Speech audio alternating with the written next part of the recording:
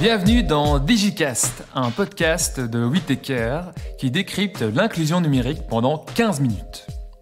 Nous allons à la rencontre des publics en difficulté et des acteurs de première ligne de l'inclusion numérique qui vont nous partager leurs expériences personnelles.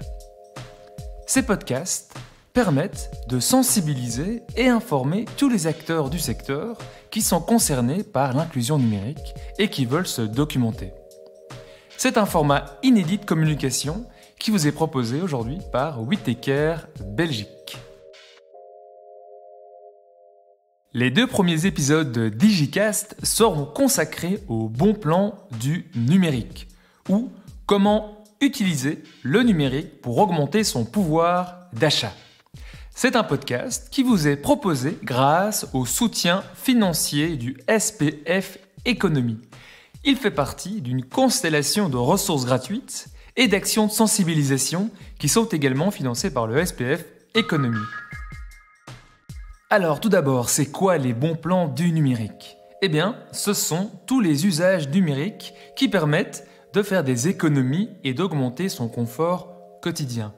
C'est tout d'abord les réflexes sécuritaires qui nous protègent des arnaques lorsque on accomplit des opérations bancaires. Et c'est ensuite les usages à proprement parler, acheter, vendre en ligne, sur quelle plateforme, comment ça marche, mais également comment faire appel à des subsides ou des financements publics auxquels j'ai droit, où trouver les informations, comment se tenir informé et surtout comment en bénéficier. Et enfin, c'est aussi la question de comment profiter des codes promotionnels en ligne. Malheureusement, la prise en main de ces usages n'est pas une évidence pour tout le monde. Encore faut-il posséder un smartphone, une tablette, une connexion pour en bénéficier. Ensuite, on sait que près de la moitié de la population en Belgique est vulnérable numériquement. C'est un paradoxe d'injustice sociale énorme qui est considérable. Les personnes qui auraient le plus besoin de ces gains de pouvoir d'achat sont celles qui en ont le moins recours. Ils ne profitent donc pas de tous les avantages que le numérique peut leur apporter. C'est la raison pour laquelle, avec le soutien du SPF Économie, nous avons un projet qui a pour but d'encourager les publics finaux à utiliser les outils numériques pour augmenter leur pouvoir d'achat. Il est temps de plonger dans la réalité de ces publics et des aidants de première ligne. Alors, quelles sont les marches à suivre pour faire un achat en ligne ? Déjà, petit rappel, on vérifie bien le canal HTTPS, on vérifie dans l'URL le site internet, donc si vous allez sur Zalando, le Zalando doit s'y retrouver et correctement écrit, pas avec un A en plus, pas avec un O en plus, donc bien vérifier l'adresse URL. Déjà, ils ont peur de mal faire, de se faire avoir, de tomber sur un site frauduleux. Ils aiment aussi garder le contact humain, donc préfèrent faire vivre les petits commerçants, etc. Et encore d'une autre part, ils n'ont pas encore les compétences pour aller sur ce genre de site et pour faire ce genre d'achat, donc pouvoir acheter, payer, mettre sa carte Visa, par exemple ses coordonnées de Visa pour pouvoir acheter, ou ses coordonnées de carte bancaire et faire les paiements directement en Il y a ligne. une catégorie de personnes qui ont peur du numérique par rapport à la confidentialité et la sécurité des données personnelles, qui disent « Ok, si j'apprends ça et qu'un jour mes données sont perdues ou il y a quelque chose qui n'est pas bien, qui est responsable ?» Donc, on essaie de les conscientiser, de dire « Voilà, vous avez peur de la sécurité, alors… » La première chose à faire, c'est la manière dont vous utilisez la technologie qui peut y avoir une faille de sécurité. Donc, on essaie d'accompagner les gens. Ce que moi, j'appelle la mise en autonomie progressive. C'est-à-dire que les gens commencent petit à petit. Au fil du temps, s'ils sont vraiment bien à l'aise, ils nous montrent, voilà, à ton niveau, tu peux faire ça, à tel niveau, tu ne peux pas faire ça. Donc, la peur qu'ils ont, c'est beaucoup plus la sécurité de données personnelles et de la confidentialité. C'est vraiment la peur de mal faire, la peur de se faire avoir, de se faire arnaquer, etc. Ils estiment, beaucoup d'entre eux estiment que le numérique est dangereux et qu'il y a un risque d'avoir des problèmes. Et on essaye toujours de comparer ça avec la voiture. En soi, il y a un risque d'avoir un accident, mais on prend quand même la voiture pour aller et on essaye et on apprend à le faire. Et donc on leur dit, il suffit juste d'apprendre et de repérer tous ces petits trucs qui font peut-être que c'est un site frauduleux ou autre, pour justement éviter de se faire avoir. Petit à petit, on gagne un peu leur confiance, on leur donne un petit peu des petits tips, des petits trucs et astuces pour savoir où les diriger, où aller. Et c'est souvent la peur voilà, c'est nouveau. Moi, je vais souvent chez MediaMarkt, par exemple. J'ai peur d'aller chez tel ou tel acteur qui est un peu plus social. Je me méfie des prix aussi. Je trouve ça bizarre qu'un PC puisse coûter 300 € et pas 900 €. Alors, souvent, on répond à leurs questions par rapport... On compare, on discute. Et souvent, c'est directement... Bien, on les accompagne directement dans les magasins sociaux. Mais finalement, tu vas voir beaucoup plus d'articles que toi que tu n'aurais vu Ah oui, dans un magasin. tu vas être plus tenté. Et ça, c'est un problème. C'est ce que je dis à Lucas. Lucas. Je tiens ma petite liste, je fais. Voilà, c'est ce que je dis à Lucas quand je commande sur Internet, mais je suis tentée, il y a tellement de belles choses. Pour certains services, ils n'ont pas vraiment le choix. Donc là, ils sont motivés à aller. Maintenant, quand ils peuvent aller directement voir une personne et faire leur demande de vive voix, là ils le préfèrent, donc c'est encore un peu compliqué d'arriver à leur faire comprendre la facilité que ça peut avoir et le fait que petit à petit tous ces services-là vont être totalement numériques. Forcément, tu dis que c'est pas ta priorité, quoi. Ça peut amener donc plein d'ouvertures, mais bon, il faut les amener à avoir cette pensée et avoir cette motivation justement de se dire mais en fait si ça va m'aider et au contraire ça va m'ouvrir des portes quoi, par la suite.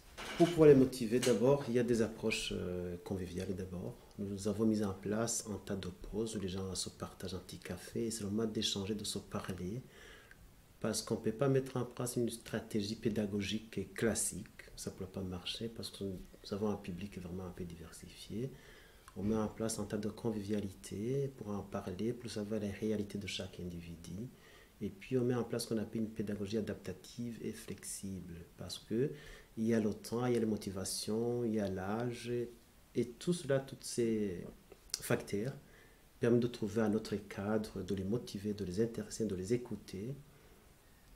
Voilà. Enfin, les ateliers servent principalement de levier, on va dire. Donc ils viennent d'abord prendre un peu la température, voir comment ça se passe, voir s'ils peuvent faire ça en toute sécurité.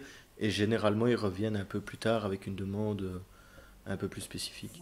Vous devez vraiment faire attention, déjà le plus classique, mais le cadenas, le HTTPS, comme vous le savez. Et ensuite, bien vérifier si dans l'adresse URL, on parle de la recherche que vous êtes en train de faire. Justement, ici, on est en train de faire un module sur les achats en ligne et on voit que la demande est quand même là. D'une part, pour avoir ces bons plans, mais aussi par gain de temps et par facilité. Par exemple, ne serait-ce qu'un comparatif entre une telle marque, tel magasin, tel revendeur, chez qui on peut aller principalement, chez qui il faut se méfier.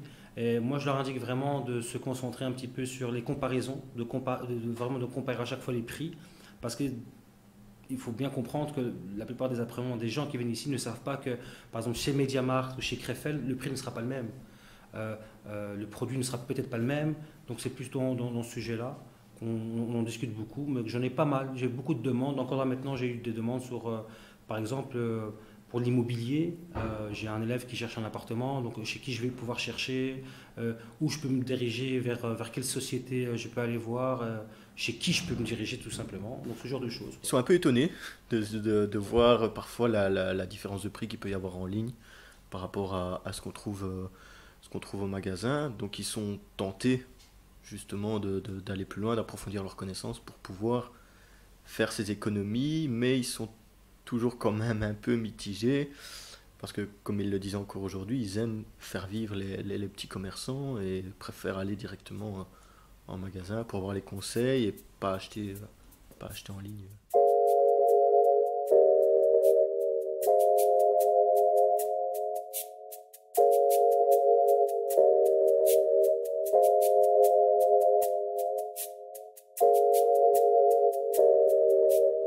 Je pense que l'aspect le plus difficile, c'est de se faire comprendre par le plus grand nombre aussi. Souvent, ils viennent ici avec certains a priori. Chacun a son niveau, chacun a son domaine de prédilection, chacun a ses compétences. Donc, c'est pas vraiment c'est pas difficile pour moi. Personnellement, c'est pas super difficile non plus de pouvoir les rassembler dans un même truc. Mais c'est vrai que souvent, c'est des a priori. Ils savent pas comment faire, où aller, mais souvent on s'adapte quoi. Donc la chose la plus difficile que j'ai, c'est vraiment m'adapter à un public qui est vraiment hétérogène, dans le sens où vraiment il y a des demandes qui peuvent paraître les mêmes, mais souvent c'est pas la même chose. Ça dépend des demandes, des envies de chacun et de chacune. Nous recevons du public avec des niveaux différents, des compétences différentes, des motivations différentes, avec des soucis bien évidemment, à part les compétences, d'autres soucis personnels, où on se retrouve, non seulement que tu es formaté, tu es à la fois psychologue, tu es à la fois comme assistant social, tu dois écouter les personnes. Bref, il faut vraiment avoir des compétences, beaucoup plus de dimension humaine aussi, que technique et scientifique, pour d'abord écouter ces gens. Il faut être empathie, il faut les étudier de manière adaptée à ces différentes catégories. Pour moi, plutôt les choses qui sont... Il y a des gens qui viennent ici pour des démarches administratives avancées. C'est l'informaticien public qui doit faire ça. Par exemple, demande de nationalité, des documents comme c'est ça le plus difficile. Je ne connais pas et j'essaie d'aider les gens. Et ça prend plus de temps, mais c'est ça le plus difficile. À part ça, c'est... Le fait que tout est en évolution constante, donc ce qu'on a déjà appris hier n'est peut-être déjà plus valable aujourd'hui, qu'il faut déjà remettre à jour tout ce qu'on fait, de vraiment aider les personnes, mais qui parfois viennent avec comment dire, le fait qu'ils nous prennent parfois pour des informaticiens et pas des aidants numériques. Donc ils vont venir avec un ordinateur qui ne fonctionne plus, ils vont nous dire vas-y, répare. Mais nous on est plus là pour les aider peut-être à le configurer, pour les aider à l'utiliser, mais la réparation ne fait pas partie en tout cas de mes compétences. Et comme quoi on apprend chaque jour, hein, ça prouve bien le fait de pourquoi vous êtes ici aujourd'hui. On a commencé sur comment on utilise un ordinateur, comment on utilise un smartphone, comment on navigue en sécurité sur Internet. Et aujourd'hui, vous êtes inscrit sur les achats en ligne. Alors, comme je vous l'ai dit, je ne pousse pas à la consommation, ou peut-être que vous n'allez jamais commander sur Internet, ou peut-être que dans 2 ans, vous reviendrez vers nous en nous disant « Ah, ben tu sais... le cours, ça m'a beaucoup aidé parce que j'ai commandé quelque chose sur Internet. Donc l'envie d'apprendre, je pense qu'elle est présente auprès de vous aujourd'hui. Et même si on demande à quelqu'un d'autre, on a la notion de comment ça se passe. C'est ça. Une dame que j'accompagne assez régulièrement, qui se rendait assez souvent à la banque pour faire ses virements, ses paiements, qui du jour au lendemain, la banque la plus proche de chez elle avait fermé, elle devait quasi... mettre 20 à 25 minutes en voiture pour aller faire ses virements. Donc j'ai pu l'accompagner pour lui apprendre à utiliser sur sa tablette l'application bancaire. Et depuis, elle ne fait plus que ça de chez elle. Et elle se rend compte que c'est un gain de temps et que c'est plus facile pour elle de le faire de chez elle que de directement aller dans une banque, là où elle peut en trouver. J'ai rencontré Serge, qui est un bénéficiaire donc ici au CPS de Forêt, mais qui participe à ces ateliers assez régulièrement. Et donc lui, via Morad, donc qui reçoit un peu des cours en tout cas pour améliorer ses compétences, pour tout ce qui est Excel, Word, voilà. Et il m'a vraiment confié en fait être hyper motivé et que ça a un peu changé sa vie. Voilà, une vision presque américaine, je dirais, mais voilà, que ça a changé son mindset, sa façon de voir la vie, que ça l'a motivé à s'en sortir, à vraiment amener une formation en comptabilité. Enfin voilà, ça a débouché sur plein de choses, donc très positif. Et très fort aussi. Je ne m'y attendais pas forcément. Moi, ça a été mon premier contact, je dirais, le premier retour en tout cas qu'on m'a fait de ces ateliers. Et je trouvais ça assez pertinent, si fort. Voilà. Là, j'en ai beaucoup quand je suis arrivé. Quand j'ai commencé avec le projet du numérique, j'ai rencontré des personnes qui venaient de passer, dernièrement d'abord une personne qui passait 5 ans sans boulot, sans travail. Il était sur la maison. Alors, il a entendu que nous avons mis en place cette offre de service. J'ai invité la personne et on a échangé. Je fais ce qu'on appelle le profil digital, voir quel est son niveau au niveau des compétences informatiques. Et puis j'ai proposé à la personne une formation de 2 semaines, de 2 fois par semaine, La personne s'est retrouvée et puis je l'ai aidé à chercher du boulot. Elle a été obligée de faire une formation de mise à niveau sur les compétences de base en bureautique. J'ai outillé la personne. Après la formation, elle a trouvé du boulot. Maintenant, elle est en CDI. Ça m'a fort touché. Elle m'a envoyé des mails qui m'ont motivé à pouvoir continuer. Parfois, je fais la permanence à EPM Sapiens. Il y a une dame qui vient toujours, elle a un niveau avancé. Elle fait le Word, l'Excel et tout ça.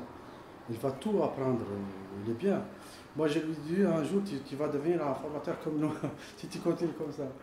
C'est ça l'histoire que j'ai déjà raconté ça aux personnels de formation. Il avait déjà un diplôme étranger, il a dit ici, il ne sait pas quoi faire. Il avait de l'aide sociale, mais il ne voyait pas quoi faire avec son diplôme, il ne savait pas comment il pouvait faire l'équivalent de diplôme. Pourtant, avec les outils Ali, il y avait moyen d'accéder à ces services parce qu'il a des compétences, il ne sait pas quel outil je peux utiliser, quelle plateforme, ou comment. J'ai accompagné la personne. Maintenant, il a fait une formation d'une année. C'était auxiliaire de l'enfance. Il a fait une année, je l'ai accompagné. Ce n'est pas accompagnement à recherche d'emploi, mais accompagnement dans l'usage des outils numériques pour trouver quelque chose qui peut t'aider à se mettre sur le travail. Maintenant, elle est en CDI aussi, elle travaille. Et donc, ce sont de bonnes expériences que j'ai eues avec ces gens. J'ai un élève qui vient de passer justement, qui s'appelle Marc, qui a plus d'une 60aine d'années, qui a été chef comptable chez Dexia pendant des années, et qui a un peu laissé tomber l'informatique pendant 20 ans, je pense, et que maintenant, il vient gratuitement ici, il est retraité, et il est hyper content parce qu'il comprend mieux un petit peu les rapports au numérique qu'on a maintenant, qu'est-ce que ça veut dire surtout, vers où on va, ça parle à qui. Lui, il pensait que ça parlait juste, par exemple, comme il est plus âgé, il pensait que ça parlait plus aux jeunes qu'à lui. Et je lui ai fait comprendre que lui aussi avait le droit d'être indépendant, lui aussi avait le droit de pouvoir aller sur YouTube, créer des comptes et jouer à des jeux vidéo, parce que voilà, c'est sa passion aussi. Donc, c'est un des meilleurs exemples que j'ai. Et souvent, il vient avec une bouteille de vin rouge, donc pour le remercier. Donc voilà, je pense que c'est le meilleur exemple que j'ai concret. Donc, voilà.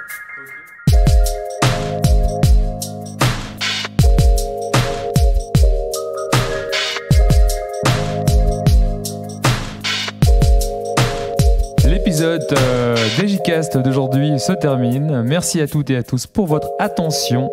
Et le prochain épisode sera consacré à la réalité quotidienne des apprenants. Merci beaucoup et à la prochaine.